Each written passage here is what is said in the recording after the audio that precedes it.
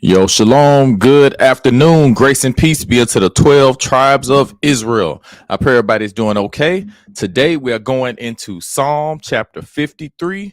Psalm 53. And again, make sure you got your Bibles ready, your notepads out. If you know what I'm saying, of course, like to keep up. And just like the rest of the regular classes, make sure you're flipping through the scriptures so you can know exactly where you need to go. So that way you can navigate through the scriptures and you can know what you learned, what you understand, and you can show other people when it's time to lead them to the light.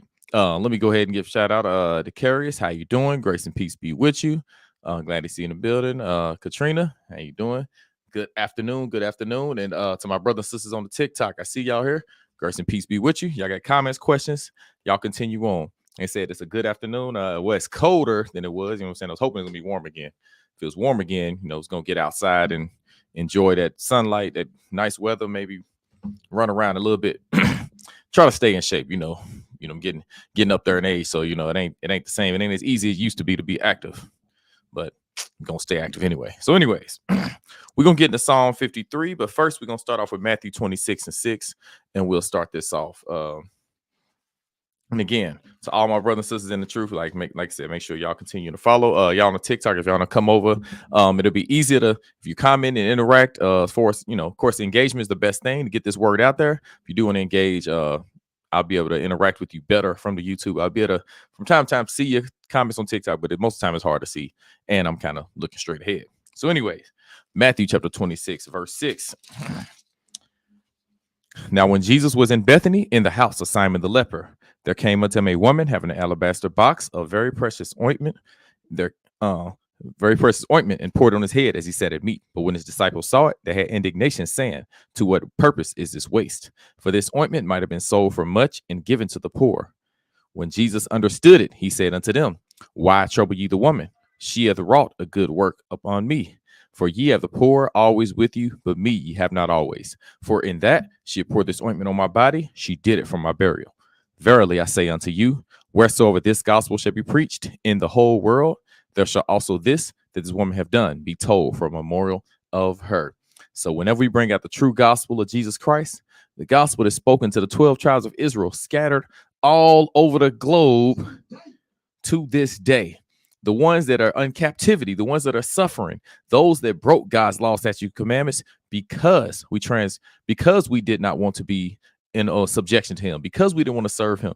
We wanted to serve ourselves. And God showed us what it's like to have to deal with our enemies. And to deal with your enemies, obviously, it is not that great. So all of us that do want to get up out of the situation, those that are sick and tired are sick and tired.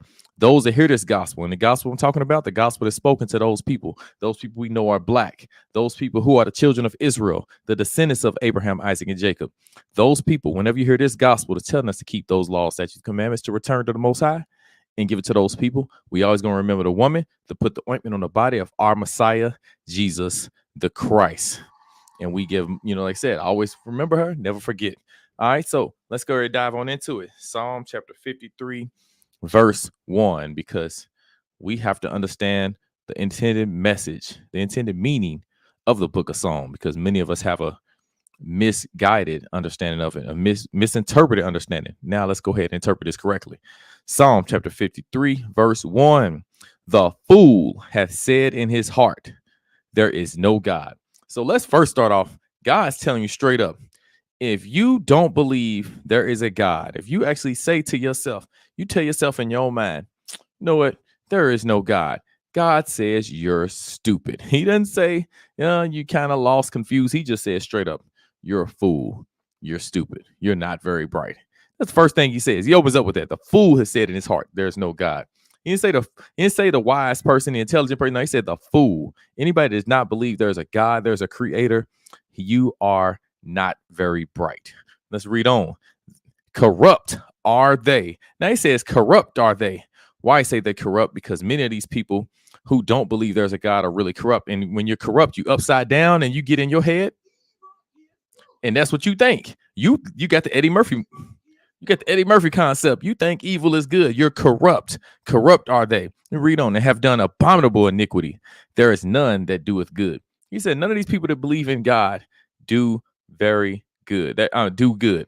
Why? Because they think evil is good. If you think something is good that is wrong, you're going to continue doing what you think is good. What they think is good is evil. So as long as they believe that, they'll continue to walk that walk. All right, walk that walk. Go down that road of wickedness. Like Trina said, imagine not being very bright. Imagine that. You know what I'm saying? It got to be a terrible thing. And the thing is, there's people that are naturally smart, but again, if you don't believe God is real, then your natural intelligence is washed away. It's erased. There is none. You're stupid. You know what I'm saying? Straight up. And again, and I love the Old Testament. Here's a great thing about the Old Testament. You can read it and it's going to say things, well, New Testament too, but the Old Testament says certain things cut and dry, and it sounds very, very harsh. That's why a lot of people reject the Old Testament, because they think it's God and they think God is being mean.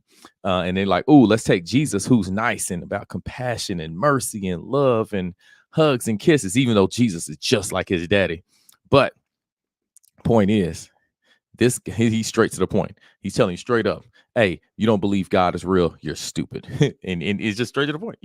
Ain't no way around it. And they say you can't say that if you're a Christian. Yeah, I can. I'm reading the Bible. The Bible says that, not me. I'm just in agreement with God. You know what I'm saying? Now, if you don't like it because you're in disagreement with God, that's your fault, not mine. Your problem, not mine. All right. Psalm 53:2. God looked down from heaven upon the children of men to see if there were any that did understand, that did seek God. See, he's trying to find out. He's looking down on the people like, hey, who actually understands my ways? Who knows that what's good? Because he's looking upon them. The people he's looking at are the people that say there's no God. Verse 3, every one of them is gone back. They are all together become filthy. There is none that doeth good. No, not one. Now remember, the context is talking about the people that don't believe God is real. He said, no matter what, if you find a person that does not believe God is real, you are a filthy, despicable, vile human being that is stupid. That's what God says, not me. Again, the words from the Father. Psalm 53:4. Have the workers of iniquity no knowledge, who eat up my people as they eat bread? They have not called upon God. Because when he says they eat on them, they prey on them, they are taken from them, they are receiving all the benefits they can to get from the people that actually believe in the Most High. They actually want to do well. They what's the word? What is it? When you basically, like say, you deal deceitfully, you take from them, you exploit. That's the word I wanted. You exploit the people that actually do good. That's what happens when you are somebody that actually tries to do good. The people that are evil, they see it. They view you as a sheep. They view you as weak, and they're going to try to exploit you. They're going to try to take from you because they see, oh, it's somebody we can get over on. There goes a sucker right there. Nah, don't worry about it. You get the wisdom of the Most High, you ain't gonna be nobody's sucker. So, you know what I'm saying? You just continue doing what you're doing. Stand up for the Lord and believe in the Lord. But these that are evil, those are the ones that they eat up their people as they have as they eat bread. Just like you eat food, they eat the people. They prey on them. They're taking from them.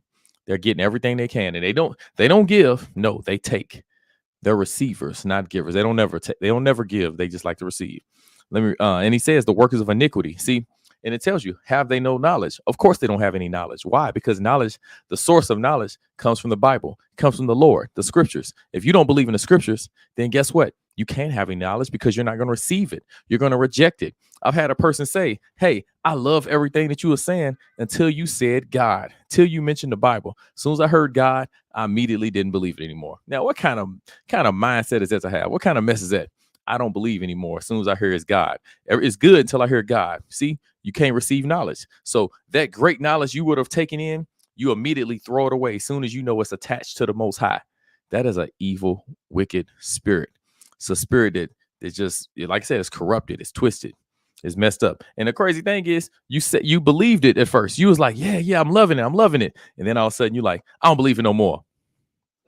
That's what you need to do, Negro. Like, how you gonna say you don't believe it now? You don't agree with it when you was agreeing with it first. Oh, I know how you're gonna do it. When you're a liar. And liars do those things. Liars will tell themselves, they'll make themselves believe something that's make believe. You know what I'm saying? They'll cause themselves to think that something that is completely fantasy, they'll believe is realistic. They believe is a reality, even though it's not. Why? Because they lie to themselves. Psalm 53:5. There were they in great fear, where no fear was, for God has scattered the bones of him that encampeth against thee.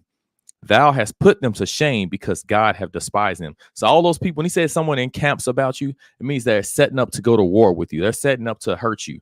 They want to take you down. They want to bring pain to you. They want to, again, they want to ruin you. They want to spoil you. When I say spoil, not spoil, give to you. No, they want to take all your goods. You know what I'm saying? They want to remove, they will take your clothing, your resource, your money, you know what I'm saying? Whatever it is you have, your home, your children, your wives, all of those things they want to take. Why? Because they are looking to exploit you. They're looking to feed off of you. You are food to them. Okay. That's what the Most High is talking about. He says, oh, yeah, that's what they did. And he says they were in great fear where no fear was. Wasn't supposed to be no fear there. Let me read on. Let me see. Thou hast put them to shame because God had despised them. He put them to shame because the whole time, those people who are foolish, those people who are corrupt, who are doing abominations, the Lord is fighting against them. He's not on their side. And they're going to find out in a terrible way.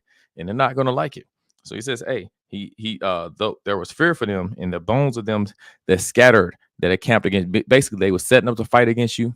They're going to be brought to shame. They'll be put in derision. They'll become a reproach, aka a shame to all the people. Verse 6. Oh, that the salvation of Israel will come out of Zion. When God bringeth back the captivity of his people, Jacob shall rejoice and Israel shall be glad. So he says, oh, that the salvation of Israel will come, meaning, man, we wish that the deliverance, that the Most High would send his son, Jesus Christ, for my homeland. He's going to do that. He says, oh, I wish it would happen. Why? Because, hey, we will rejoice and be glad. We'll be ecstatic. We'll be jumping up and down. We'll be celebrating because we will no longer be suffering at the hands of not only our oppressors, but our enemies that have the mind of our oppressors that want to exploit us and they want to continue to treat us in a horrible way. So let's remember, we must continue to serve the Lord. And like I said, glad y'all was in here. Anybody that did get to hear Psalm chapter 53. I should get in some 54 today too, but I don't know. We'll see. But other than that, Israel, love y'all. Y'all have a good day. Carius, I see you just joined. Hey, good afternoon. Hopefully I was good with you.